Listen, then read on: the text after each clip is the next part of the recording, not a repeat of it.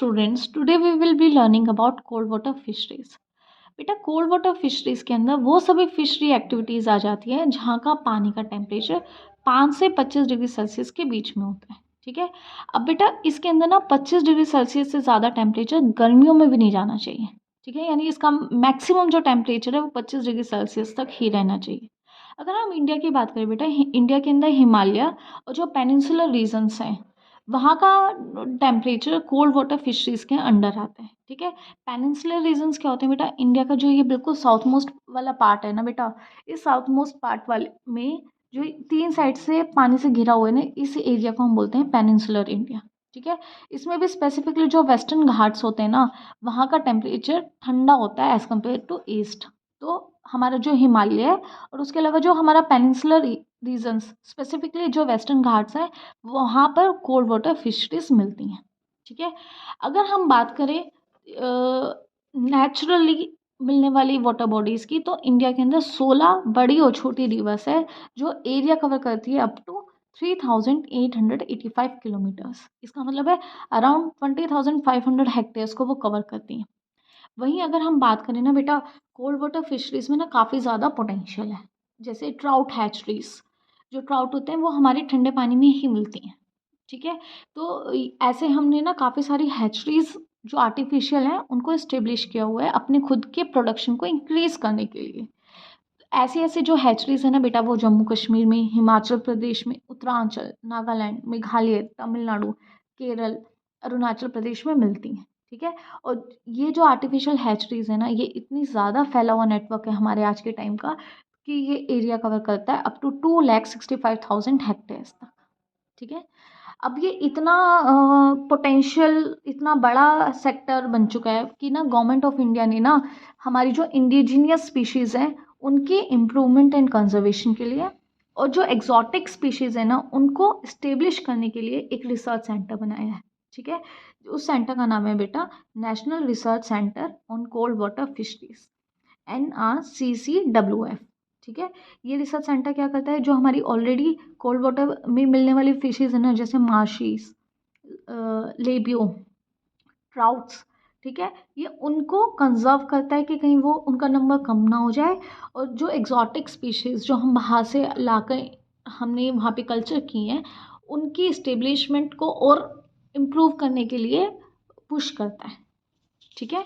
अब मैं ये बात करूँ कि जो हमारी कोल्ड वाटर फिशरीज़ है बेटा, इसके अंदर ना कुछ एडाप्टेशंस होती हैं। ठीक है। आपको ये ऑलरेडी पता है, जैसे जैसे हम हायर एल्टीट्यूड यानी हम प्लेन से माउंटेन्स की तरफ जाते हैं, ऑक्सीजन का कंसंट्रेशन इंक्रीज होता चला जाता है ना। वैसे ही ना वहाँ के पानी भी ना ऑक्सीजन रिच है। वहाँ पे कंसंट्रेशन ऑफ ऑक्सीजन होती है बेटा 7.8 ppm से 10.2 ppm तक। ठीक है। उसके अलावा जो वहाँ पे कोल्ड वाटर फिशेज़ मिलती हैं ना, वो उनके गिल्स काफ़ी रिड्यूस होते हैं और उनकी जो गिल ओपनिंग्स होती हैं जिसको हम ओपरकुलम भी बोलते हैं, वो काफ़ी छोटे होते हैं। ठीक है। अब हम ना कुछ एग्जांपल्स लेंगे लेक्स का, जो कोल्ड वाटर लेक्स हैं इंडिया के अंदर। ठीक है। स्टेट वाइज हम इनको डील करेंगे। सबसे पहले हम तमिलनाडु की बात करें, ऊटी लेक। आपने सुना है ना, ऊटी बहुत अच्छा हिल स्टेशन है, अच्छा टूरिज्म है वहाँ पे। ऊटी लेक में है बेटा नीलगिरी हिल्स में। ठीक है। ये 34 हेक्टेयर एरिया कवर करती है। इसकी जो मैक्सिमम डेप्थ है ये 10 मीटर है और जो इसकी एवरेज डेप्थ है ये 3 मीटर है। ठीक है। यहाँ पर एनुअल फिश प्रोडक्शन हो रही है 33 से लेकर 111 किलोग्राम पर हेक्टेयर तक। दूसरी है बेटा कोडाईकनाल लेक। ये पलानी हिल्स में होती है, 26 हेक्टेयर को कवर करती है। मैक्सिमम डेप्थ है 10 मीटर और एवरेज डेप्थ इस लेक की है बेटा 2 मीटर। ठीक है। यहाँ पे एवरेज एनुअल फिश प्रोडक्शन हो रहा है 1.8 से 9.3 किलोग्राम पर हेक्टेयर तक। ठीक है। अब हम बात करते हैं बेटा लेक्स ऑफ कमाउंट। ठीक है। लेक्स ऑफ कमाउंट की, जैसे नैनीताल लेक, भीमताल, सतताल, गरुणताल, खुरपा ताल। ठीक है। बेटा, आपने ये सारी लेक्स ना सुनी ही होंगी। ये हमारे बिल्कुल अगर हम बात करें दिल्ली से अराउंड 5-6 आवर्स ड्राइव पर पड़ती हैं, है ना। तो नैनीताल लेक, नैनीताल तो बहुत अच्छा टूरिस्ट प्लेस है। यहाँ पे हर साल इतना टूरिज्म होता है, लेकिन ना इस वजह से ना यहाँ पे पोल्यूशन का अमाउंट बहुत ज़्यादा इंक्रीज़ हो गया है, जिसकी वजह से यहाँ बायोडाइवर्सिटी ऑफ फिशेस कम होती जा रही है और इतनी प्रोडक्शन भी फिशेस की नहीं हो सकती कि हम उसको कमर्शियली बेचकर फ़ायदा उठा सकें। ठीक है। स्टिल अगर मैं फिर भी यहाँ की इंपॉर्टेंट स्पीशीज़ की बात करूँ तो यहाँ पे महासिर, स्नो ट्राउट, मिरर कार्प, ये मेजर स्पीशीज़ है फिशेज़ की जो मिलती हैं यहाँ पे। ठीक है। यहाँ पे मिरर कार्प ना सबसे ज़्यादा डोमिनेंट है। ऑल्दो इन सबका ना नंबर टाइम के साथ ना डिक्लाइन होता जा रहा है, क्योंकि यहाँ पे इतना ज़्यादा पोल्यूशन है और वो हो रहा है टूरिज्म की वजह से। ठीक है। अब हम लेक ऑफ मणिपुर की बात करें, लोकटक लेक। ठीक है। यहाँ पे टोटल एरिया ये लेक कवर करती है 390 किलोमीटर स्क्वायर का। यहाँ की डेप्थ है 1.5 मीटर से 4.5 मीटर तक। ठीक है। यहाँ पे एनुअल फिश प्रोडक्शन हो रही है 50 केजी पर हेक्टेयर। ठीक है। यहाँ जो मेजर स्पीशीज मिलती है ना, इट इज़ चना स्ट्रिएटस, चना पंक्टेटस, एनाबस। उसके अलावा जो फिशेज मिलती हैं वो है वेलेगो अट्टू, पंटियस सराना। ठीक है। अब मैं वहीं बात करूँ बेटा lakes of Jammu and Kashmir की, तो यहाँ पे मेजर जो लेक्स मिलती है it is Dal lake, Kishansar lake, Wular lake. Dal lake की एनुअल फिश प्रोडक्शन है बेटा 8 से 22.5 केजी पर हेक्टेयर।